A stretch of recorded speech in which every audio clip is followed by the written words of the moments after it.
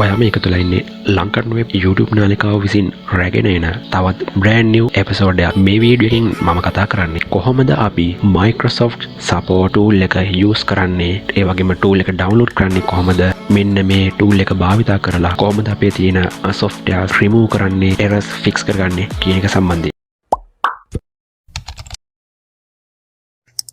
software එකක් install කරාම ඒක සාමාන්‍යයෙන් අපේ Windows එකේ register එකට enter වෙලා අපගේ control panel වල මේ විදිහට පෙන්වනවා.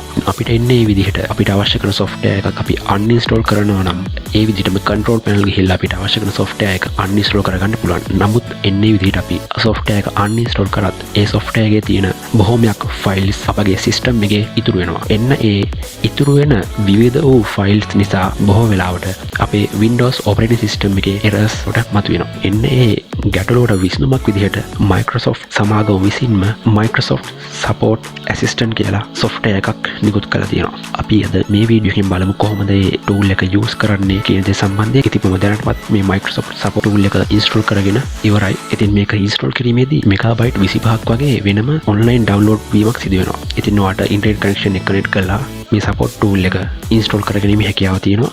ඉතින් මේ tool එක download කරගැනීමට අවශ්‍ය කරන links description එකේ දාලා තියන්න. ඔයාලට පුළුවන් ඉන්නේ description මාර්ගයෙන් software එක download කරගන්න. ඉතින් කිසිම බයක් සැකක් තියාගන්න එපා. මොකද මේ software එකත් Microsoft site එකෙන් official අපිට ලබා ගන්න පුළුවන් වෙනවා. ඉතින් මම මගේ ඒ install කරගත් software එක open කරගන්නවා.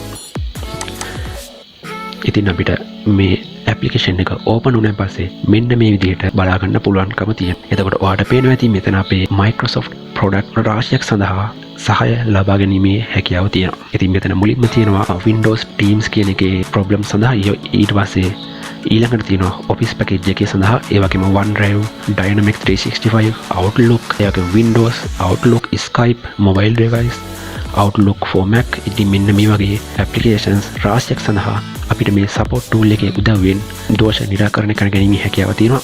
ඉතින් මම දැනටමත් install කරලා තියෙන Office package එක remove කරලා ඒ වෙනුවට Office 2019, ඒ කියන්නේ Office 2019 මගේ කම්පියුටර් එකට install කරගන්න යන්නේ. ඉතින් මේකට මේ සඳහා අපි මුලින්ම යන්න ඕනේ මේ application open කරගත්තන් පස්සේ මෙතන ඔයාලට පේනවා ඇති Office කියලා බටන් එකක් තියෙනවා. ඉතින් මෙන්න මේකේ Office කෙනෙක් ක්ලික් කරන්න. ක්ලික් කරලා අපි next බටන් එක ක්ලික් කරන්න ඕන. මෙතන අපිට අවශ්‍ය කරන අපේ ගැටලුව මෙතනින් තෝරලා දෙන්න පුළුවන්. ඉතින් දැන් මම යන්නේ මගේ දැනට තියෙන Office package එක uninstall කරලා ඒ වෙනුවට අලුතෙන්ම Office එකක් install කරන්න නිසා I have Office installed but I am having troubleshoot uninstall option එක ක්ලික් කරලා අපේ next බටන් එක ක්ලික් කරගන්නවා. ඉතින් මෙතනින් අහනවා මේ ගැටලුව තියෙන්නේ මේ පරිගණකයේද නැත්නම් වෙනත් device එකකද කියලා.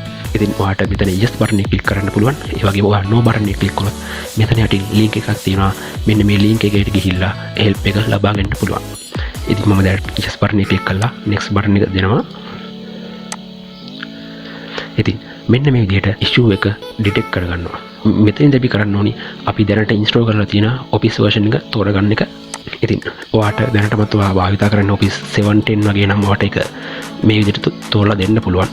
එහෙම නැත්නම් ඔයාට පුළුවන් all of the above versions කියලා එකෙන් දෙන්න. ඉතින් මේ සඳහා ටික වෙලාවක් යනවා.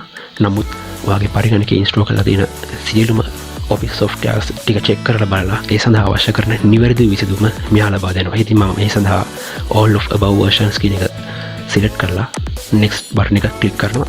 මෙතනින් අපේ permission එකක් ඉල්ලනවා. මෙන්න මේ ටික් එක දාන එකෙන් වෙන්නේ මම මගේ සියලුම දේවල් ඒ සියලුම වැඩ කටයුතු මේ වුණ විට save කරලා තියෙනවා කියලා තහවුරු කරන්න තමයි මෙතන මේ ටික එකක් ඉල්ලන්නේ. ඉතින් අපි ටික් එක දාලා next බටන් එක ක්ලික් කරන්න ඕන. ඉතින් අපිට ඒ check කිරීම අවසන් වුණාන් පස්සේ assistant tool එක මේ විදිහට පේනවා. ඉතින් අපි මෙතන restart බටන් එක ක්ලික් කරන්න ඕනේ. ඉතින් අපි මේ විදිහට restart බටන් එක ක්ලික් කරන් පස්සේ අපේ Office tools ටික මේ විදිහට check කරගන්නවා. ඉතින් මේ සඳහා ඔයාගේ system එකේ speed එක අනුව මේ සඳහා ගත වන වේලාව වෙනස් වෙන්න පුළුවන්.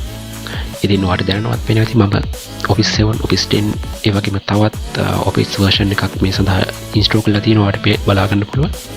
ඉතින් මේ සඳහා අපි install කරලා තියෙන software එකේ capacity එක අපේ machine එකේ speed එක අනුව මෙයා මේ සඳහා ගන්නා කාලය වෙනස් වෙනවා. ඉතින් ඔයාලට මේ විදිහට බලා ගන්න පුළුවන් මගේ system එකේ මම program files සරහා uninstall කරපු softwares ටික නමුත් නිවැරදිව install වුණේ නැති softwares ටිකක් ඔයාලට බලා ගන්න පුළුවන් මෙන්න මේ විදිහට. ඉතින් ඔයාලට ඉදිරි වැඩ කටයුතු මේ system එක restart වුණාන් පස්සේ ඉතාමත් පහසුවෙන් කරගැනීමේ හැකියාව තියෙනවා. මෙතින් අපේ සිස්ටම් එක රීස්ටාර්ට් වුණාන් පස්සේ එන පළවෙනි ඔප්ෂන් එක මෙතෙන් දිහාම Office 5 installation එක සිදු කිරීම සඳහා උදව් අවශ්‍යද කියලා. ඉතින් ඔයාලට පුළුවන් yes or no කියන බටන්ස් දෙකෙන් කැමති බටන් එකක් ඔයාලට ක්ලික් කරන්න පුළුවන්. ඉතින් මම මෙතනින් no කියන බටන් එක ක්ලික් කරනවා. ඊට පස්සේ අපිට කරන්න තියෙන්නේ මෙතන මේ විදිහට ෆෝම් එකක් තියෙනවා. ඉතින් මෙන්න මේ ෆෝම් එකේදී අපි මේ දේවල් වලට ටික් එක දාලා අපි සබ්මිට් කරන්න පුළුවන්. ඉතින් මෙන්න මේ විදිහට තමයි අපි Microsoft support tool එක use කරන්නේ. ඉතින් ඔයාලට පුළුවන් ඔයාගේ තියෙන පරණ Office version එක මේ Microsoft tool හරහා ඉතාමත් සාර්ථක විදිහට remove කරන්න සහ අලුත් version එකකට මාරු වෙන්න.